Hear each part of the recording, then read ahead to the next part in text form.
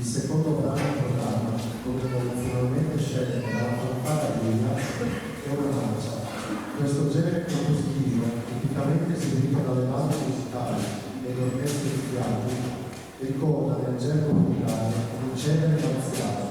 lo spostamento di una capace militare, un connubio naturale tra musica e musica.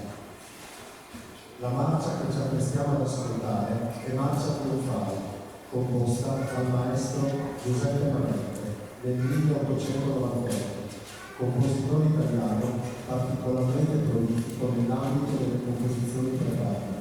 e rappresentante d'onore del connubio musica eccellente. Fu infatti direttore delle bande del terzo e del 43esimo reggimento Faltella del 1905 e poi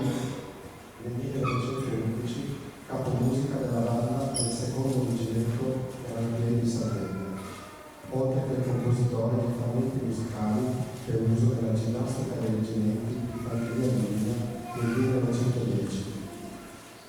L'adattamento all'organico moderno della marcia che stiamo per ascoltare è a cura del primo graduato